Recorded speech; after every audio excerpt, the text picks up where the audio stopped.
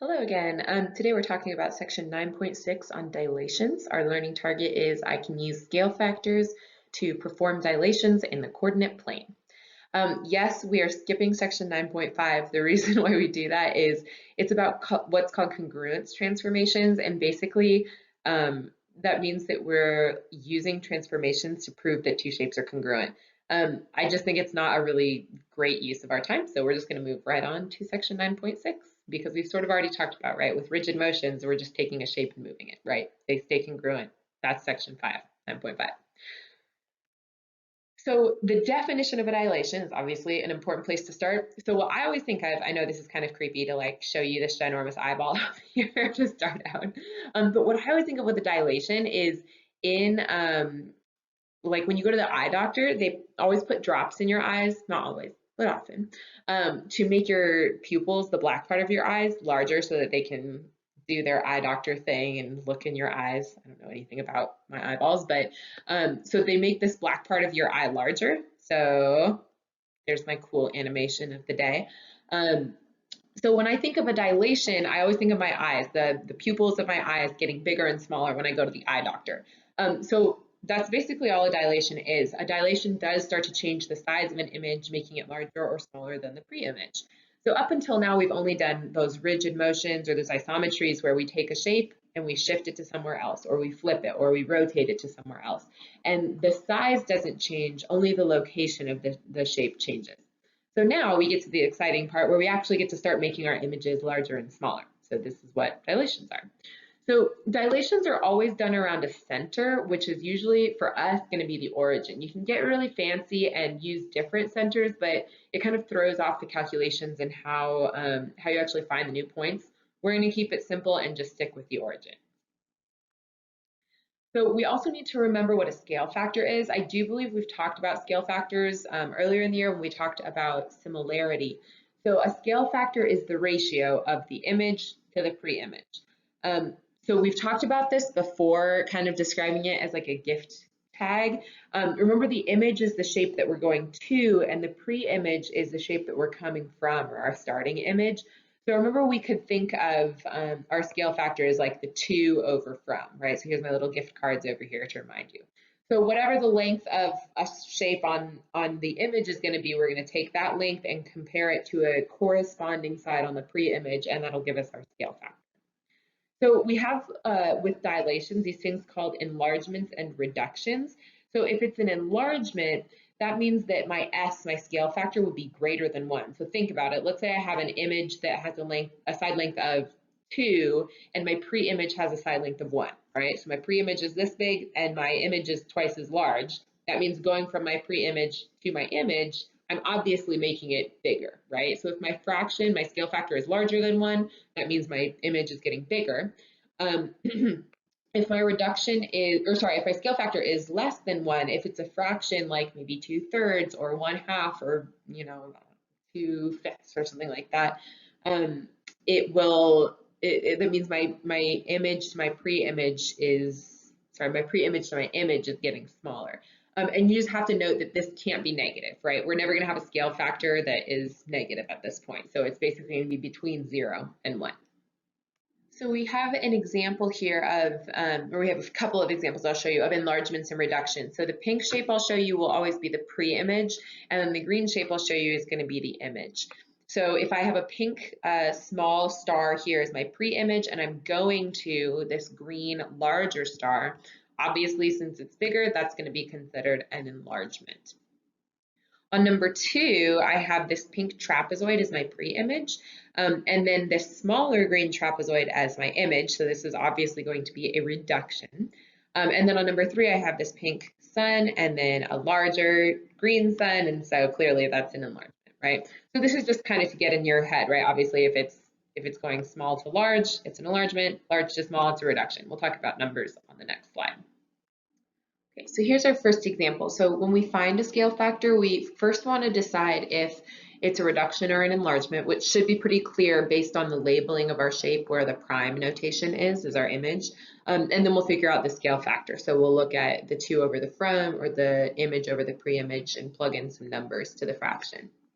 So, oops, both of those came in at the same time. So here's my my first example here is we have our image here is this black parallelogram down here with a side length of 2, and then my larger shape here, my image, is this blue parallelogram, B prime, C prime, and D prime. So as you can tell, going from the pre-image to the image, we're getting larger, so we can say that that's an enlargement. And then to find the scale factor, since this 4 is my image number and then 2 is my pre-image number, remember I want to do the image over the pre-image. So I would actually go 4 over 2, and then that actually simplifies to 2.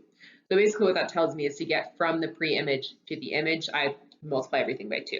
Okay, so basic scale factor stuff.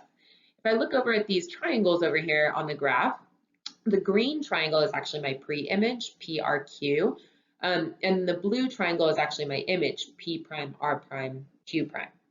So it's getting smaller, so we're going to say that this is a reduction. And then the scale factor is going to be 2 over 6 because if I count out my side length here, right, I'm not really sure what's going on with side PQ, and I don't want to do Pythagorean theorem to figure it out, but I can just count out the side that I know. So PR is a length of 2, and then PR, this is P prime, R prime, sorry, and then PR over here is a length of 1, 2, 3, 4, 5, 6, right? So I can plug in my image number is 2, my pre-image number is 6, and that simplifies to 1/3. And I can check over here, right? R prime, Q prime is also 2, RQ is also a length of 6, so that scale factor works. And then I'm sure if I wanted to be fancy and check with Pythagorean theorem the length of the hypotenuses of those triangles, we could. If you're bored at home, feel free to try that. I'm going to keep going. So for example 2, when we want to find points under a scale factor, this is like one of my favorite moments of the unit because it's so simple. To find the image of each point under the given scale factor, literally all we do is we look at the point. So my point that I'm giving you here is point Q, 6, -3.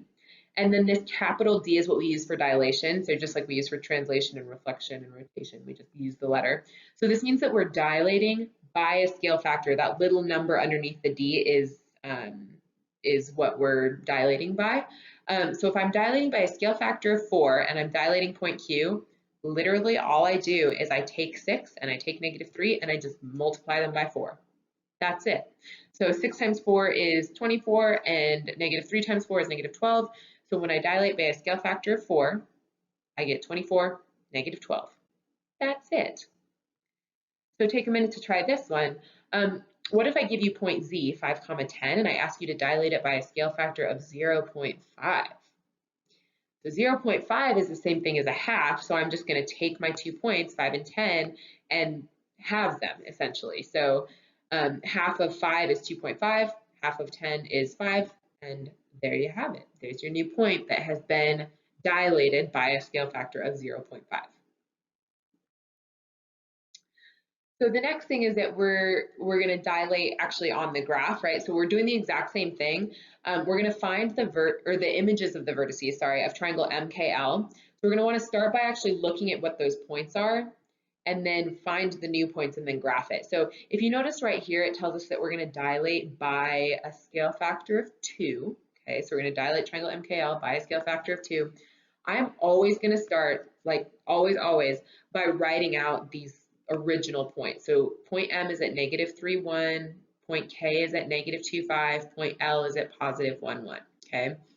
Once we have those points written out, since I'm dilating by a scale factor of 2, I'm just gonna take all of these points over here, multiply them by 2, and graph them.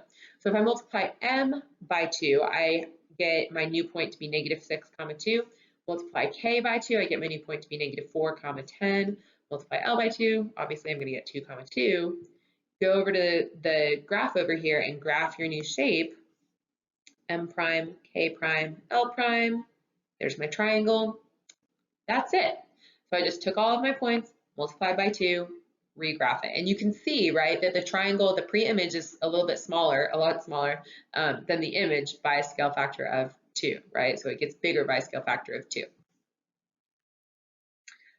So that's it. So your assignment is page 590. On 16, 17, and 37, please draw both the pre-image and the image. And then note on number 17, the image will be very large. I want to say you get into like the 50s or something like that when you're graphing on the Y or the X axis.